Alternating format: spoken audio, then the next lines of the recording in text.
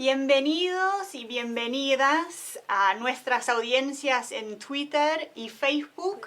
Soy Ashley Baldwin del Departamento de Comunicaciones de la OPS y estoy aquí con el doctor Espinal, que es nuestro director de enfermedades comunicables y determinantes ambientales de la salud, y vamos a hablar un poco sobre coronavirus. Que nos está preocupando todo, no solamente aquí en las Américas, pero en el mundo. Doctor, la semana pasada la OMS declaró el brote de coronavirus una emergencia de importancia internacional. ¿Qué significa eso? ¿Debemos estar preocupados? Muchas gracias, Ashley. Sí, creo que debemos estar muy preocupados. Porque cuando se declara una emergencia internacional, en este caso por la OMS, que es la indicada, lo que significa es que es un evento inusitado con ramificaciones internacionales que amerita de una coordinación y comunicación muy cercana, todos coordinados por la Organización Mundial de la Salud y las 6 oficinas regionales de la OMS, en este caso para las Américas, nuestra organización, la Oficina Panamericana Sanitaria. ¿Y cuál es la diferencia entre una emergencia de importancia internacional y una pandemia, por ejemplo? Son dos términos muy diferentes. Un término es epidemiológico, el término de pandemia. El otro es un término que va más allá de la epidemiología. Es un término que, como hablaba de comunicación y coordinación, se hace la declaración, como dijo el director general, más por el problema en China y que los países de nuestra región y de las demás regiones puedan prepararse. Lo de pandemia es un tema, existen tres temas diferentes: endemia, epidemia y pandemia. La endemia es una bacteria o una enfermedad que está por mucho tiempo presente, tuberculosis, malaria. Epidemia son los brotes, un número inusitado de casos de una tal enfermedad, una enfermedad cualquiera. Si pensamos en antiguos brotes, Ebola, MERS, SARS, esos son epidemias. Y pandemia es cuando ya tenemos brotes en muchos países. Tenemos brotes no solamente en China, pero brotes en otros países del mundo. O sea que ya hay una transmisión humana, de humano a humano, muy fuerte. Esto no ha sucedido con el caso del coronavirus, porque la gran mayoría de los países afectados, todos epidemiológicamente los casos que tenemos están relacionados con China o con Wuhan. Y no hemos visto brotes en Estados Unidos, brotes en Canadá, que son los 2 países de la región que tienen casos. Lo mismo en Europa. No se han observado brotes en Alemania O sea, es una línea un poco blanca, fine line, una línea fina, pero son términos diferentes. Y aquí, para nuestras audiencias que están principalmente en Latinoamérica y el Caribe, no hay casos confirmados todavía. ¿Vos pensás que estamos en riesgo de tener un brote como lo que estamos viendo ahora en Wuhan? Siempre existe el riesgo. El riesgo es alto todavía porque debemos tomar en cuenta que estamos ante un virus nuevo. Estamos aprendiendo todos los días. Sabemos ya muchas cosas, pero no podemos cantar victoria. Y lo importante es que nuestros países se preparen para poder minimizar la entrada de un caso y que luego si entra un caso, porque esperemos casos, no hay que crear pánico. Si llega un caso, aislarlo, investigar los contactos y con eso se corta la cadena de transmisión de ese virus en país determinado. Hay riesgo mientras haya aumento de casos en China y que otros países estén diagnosticando casos, siempre hay riesgo. O sea, no podemos minimizarlo. Okay. Y voy a tener un par de preguntas más para el doctor Espinal, pero si ustedes también tienen preguntas, no duden en mandarnos un tweet o ponerlos en los comentarios también en el link de Facebook. Doctor, ¿los países en Latinoamérica y el Caribe están preparados por tratar un caso o tener un brote incluso? Están preparados, pero deben prepararse mejor. Siempre, porque esto no es, la preparación no es algo nuevo, no es una invención. La preparación se basa en lo que se llama el Reglamento Sanitario Internacional, que es un tratado firmado por todos nuestros países y es vinculante.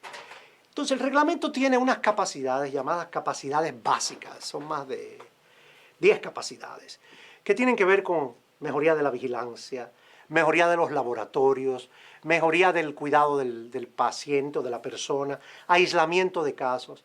Estas capacidades nos sirven para todos los brotes que llegan.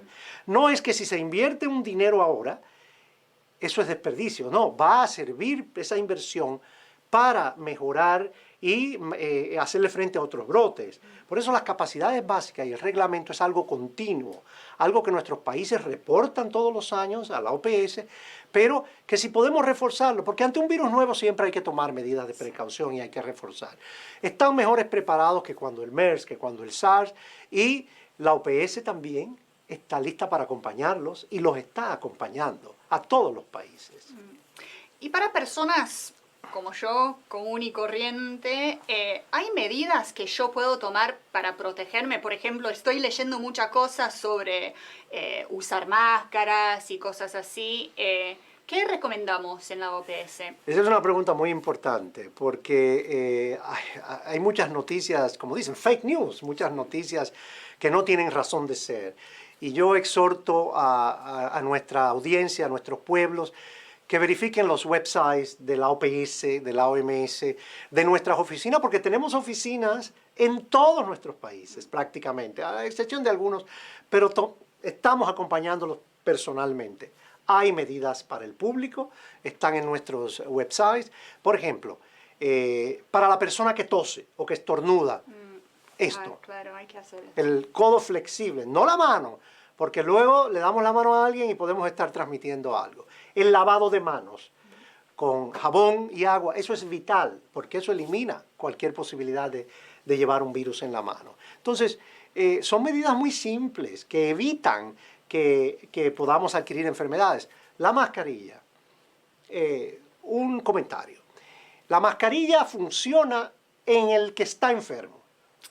Si usted no está enfermo, tiene muy poco, no le va a funcionar. La mascarilla funciona, previene la transmisión de la enfermedad y no 100% a otra persona. Pero si usted está sano, no tiene necesidad de usar una mascarilla. Okay. No se recomienda. Debo aclarar.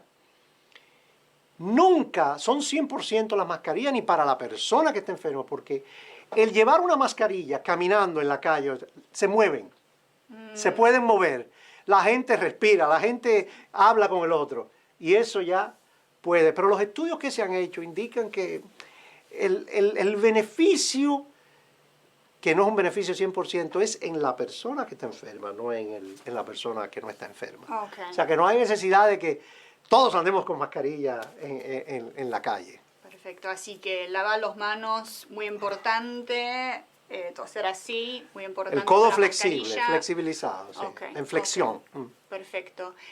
Bueno, tenemos preguntas, voy a ver, me parece que... Va una. ¿Va una? A ver. Tenemos una pregunta de Patricia Fernández que quiere saber en qué proceso están las vacunas para coronavirus. Muy buena pregunta. Ya hay unas 4 instituciones en el mundo, en Australia, en China y en Estados Unidos, 4 o 5, que están trabajando aceleradamente en el diseño de vacunas. Ahora bien, esto toma tiempo. La posibilidad de tener una vacuna que empiece a probarse es unos 6 meses. Okay. No podemos esperar vacunas mañana, porque recordar que las vacunas tienen que realizarse los ensayos clínicos para poder, no podemos ponerle una vacuna a alguien que no sabemos si funciona o no, porque no queremos hacer daño.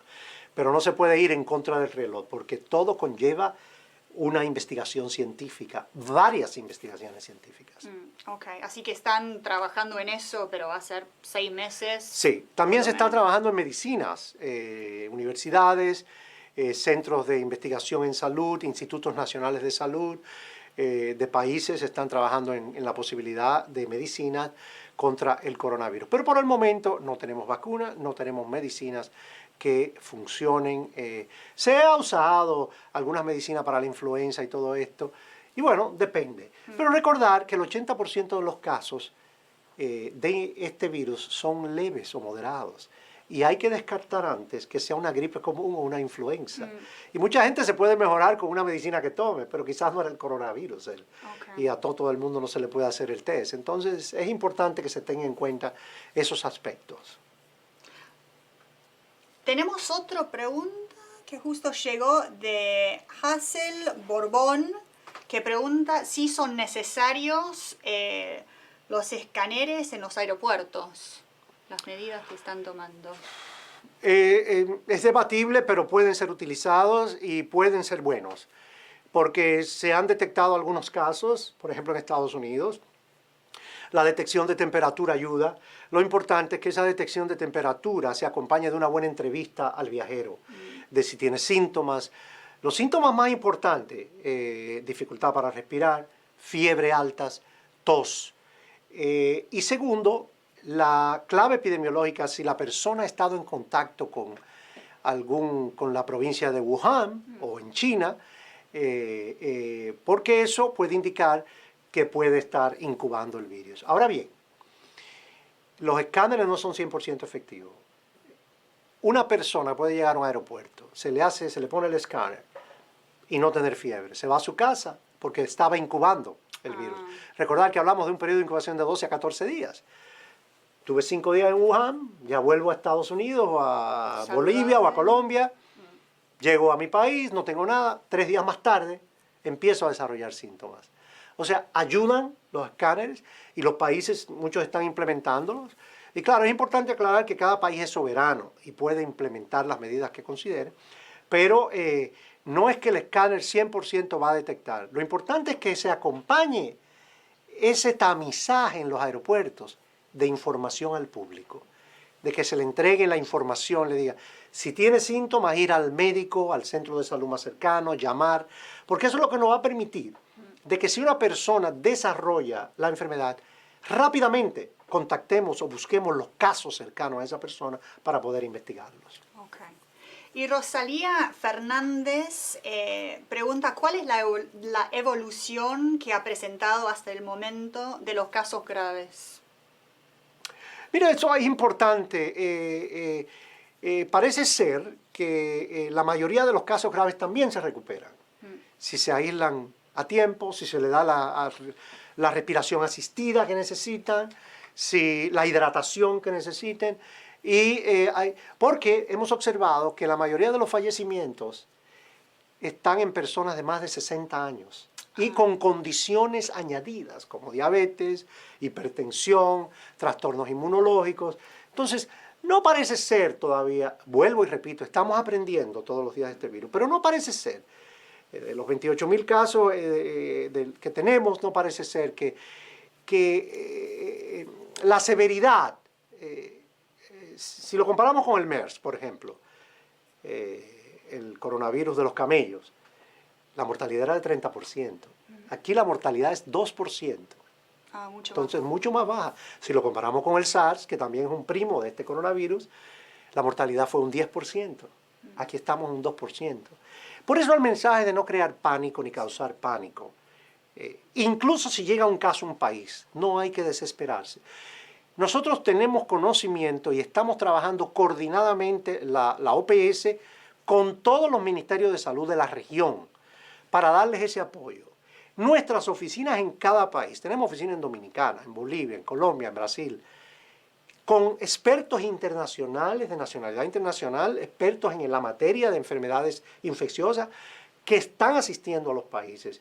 Y llega un caso, saben lo que tienen que hacer. Hay que aislarlo, hay que asegurarse de tener las medidas de prevención y control de infección en los hospitales, porque eso pasó con el MERS, que muchos hospitales no estaban preparados, y entonces ahí salen brotes, y nuestros trabajadores de salud, nuestros queridos trabajadores de salud, se infectan y es un problema.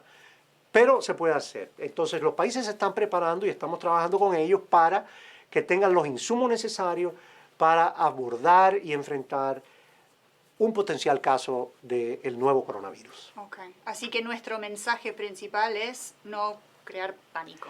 Y prepararse. Y prepararse. Alguien me preguntaba, pero hay una línea un poco difícil entre lo que es declarar una emergencia y no crear pánico. Yo decía, sí, pero la respuesta es preparación. La declaración de emergencia es un llamado a los países para que no se conviertan en reactivos, sino que prevengan. Preparen sus sistemas de salud, que estén totalmente al día para poder abordar el caso si llega y minimizar una posible diseminación o transmisión de ese virus a otros miembros de la comunidad. Perfecto. Bueno, muchísimas gracias, doctor Espinal. Y Muchas gracias a gracias a ustedes. usted. Esperamos poder repetirlo quizás la semana que viene. Bueno, chao.